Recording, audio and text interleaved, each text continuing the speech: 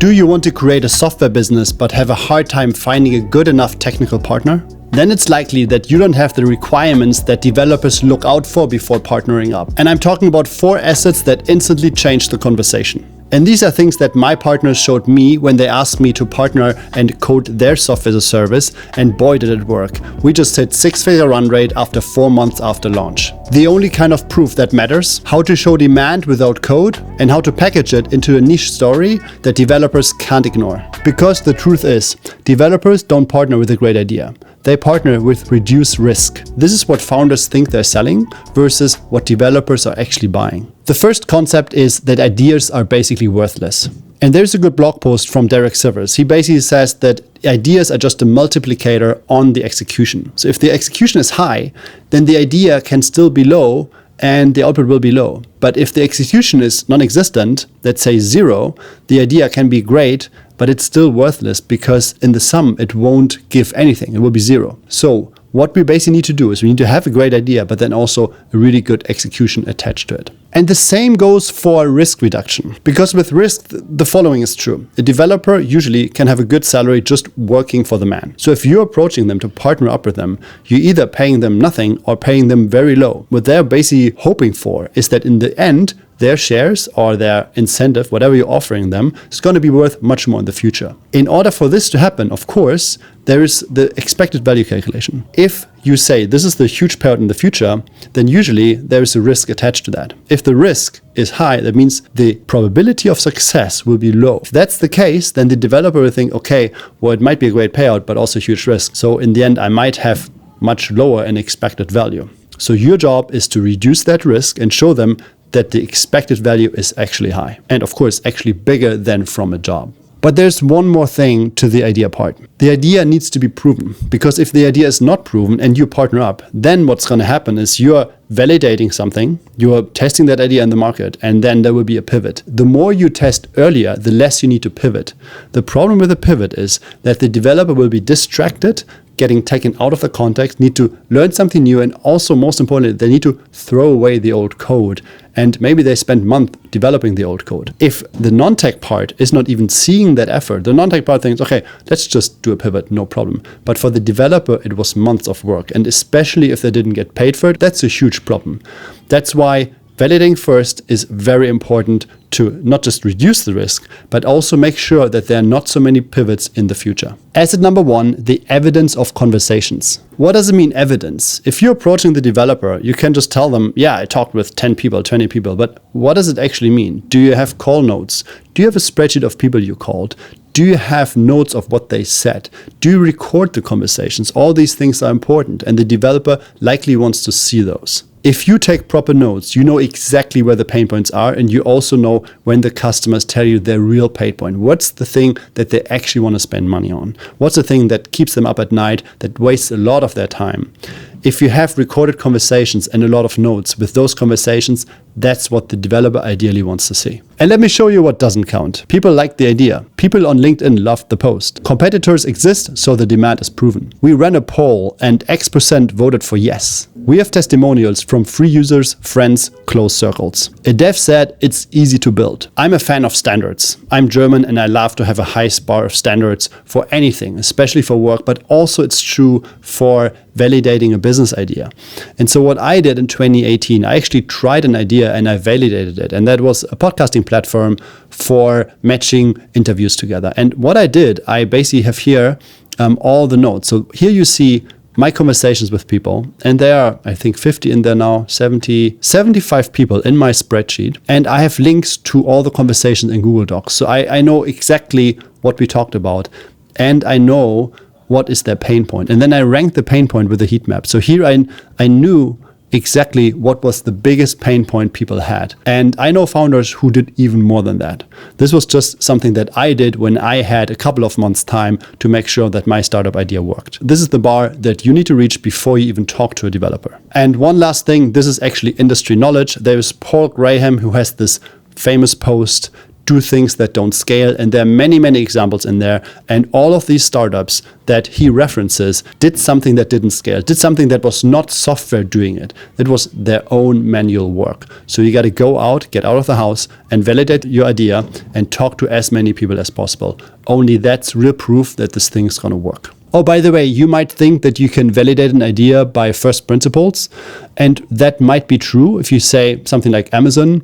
People always want cheaper prices and faster delivery. That's true, but then you still need to prove that your thing actually is able to go into that market. And you need to prove that you can reach those people. But we're going to get to this in point number 4. If you find this useful, subscribe. I break down founder builder systems every week without the startup guru stuff. Asset number 2, a clear problem to tackle. This is now the story from my software as a service, where my partners didn't only approach me, they also set up a couple of meetings with people in the industry who had the problem. Those people wanted to order things from wholesalers but had a hard time doing so. And now we built an automatically purchased bot that takes care of these automatically orderings and does it for them, so they don't need to click in their software. And they put me together with a target customer, and I saw firsthand that this person told me they would pay for this $150 per month, no problem. When I heard that, I knew the software was validated. And this can also be a workflow. There's a software called Intercom, and it's very popular. It's basically a messaging app for SaaS backends, so the customer support can log into their software backend and talk with customers individually with some kind of chat widget. The founders got to this idea by sitting in a coffee shop, and they noticed that the coffee shop owner had a specific way to do one-on-one conversations with customers and knew exactly what they wanted to have, and were referencing that with their name and took note of their preferences. It was a high-profile coffee shop, and so that person would be very good in the customer support while the people were using that product, so in the coffee shop. And then they built the same system but for SaaS. So now you can have these interactions individually with customers who are in the software using your product. And that was a revolutionary idea back then, and now they're $1 billion startup. So the workflow of actually reaching out to the customers can be done via email, and they automated that and made it better into a software as a service backend. It can also be an innovation. And of course, innovation is harder because usually you might think the innovation would come from the developer, but this is where I'm advocating a proof of concept before you talk to a developer. I saw this really cool move by a founder who actually went into some kind of Jupyter notebook and ran a full sorting of emails and generating automatic drafts for his customer service startup. And he did this just by himself without a developer. This can also be an innovation. But of course, if you want to partner with a developer before this thing is actually a thing, you probably need to give them more shares and need to have a really good research that this innovation can actually work. So that's a harder path. I wouldn't say it doesn't work. It does, but it requires more effort and probably more investment from your side. One example is a co-founder who's non-technical, who worked himself into Claude Code and into Jupyter Notebooks to prove that some AI extraction of customer support emails would actually work. And that helped us a lot in the development process, and he didn't even develop much himself, but he worked himself into that. So if you're a non-tech founder and you want to do some innovation work, then we also require that you do a lot of research on your side and ideally have a proof of concept ready to go. Asset number 3 is having revenue already or having very strong purchase intent, equal to skin in the game. A lot of people are selling things on Gumroad. That's a sales front end that you can use in order to connect your Stripe and sell things.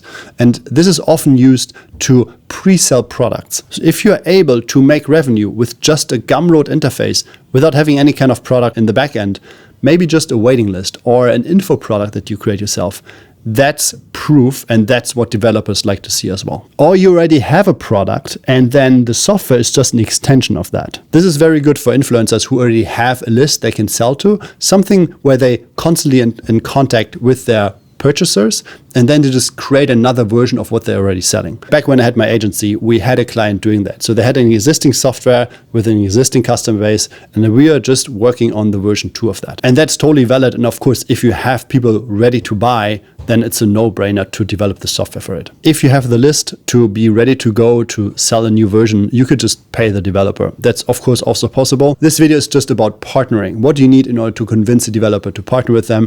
If you have the cash, it should be easy just to hire someone. Asset number 4 is having a niche story. That means who should be the person making this product? If it could be anyone, maybe you're not the right person to do so. One of the products I'm partnering with is for someone who has a list of 3,000 people in a Facebook group, and this person works in that industry. And he has the exact origin story, from rags to riches, if you would say so. And I know this person has the exact story and the perfect setup in order to sell a software product now as well. So this person is the industry. And the other SaaS we're selling is also from that industry, from consultants in the industry. They have all niche stories. If you're coming from nowhere and you want to enter an industry and you want to code something or make a software product for that industry, the only chance you basically have is to work yourself into the industry. And if you're starting from nothing, maybe that's a really bad position to be in. But you have a chance. You can validate that idea. You can then build a customer base and you can still enter that market.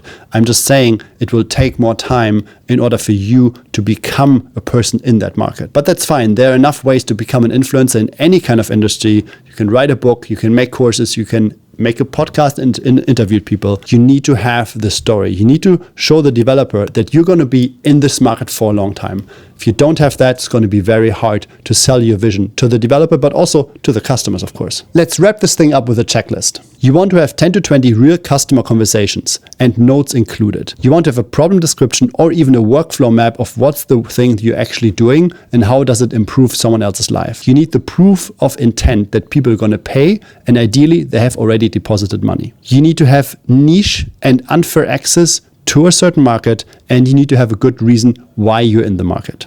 And an extension of that, you need to have a plan what you're going to do while the software developer works on the backends. It comes down to this: bring me the proof and the problem, and I'm going to build you the software. To sum it all up, we need to show the developer that we are reducing their risk and increasing the chances to win, because everybody wants to win. Some people like to make a lot of money, some people like to build cool software, but we all want to win.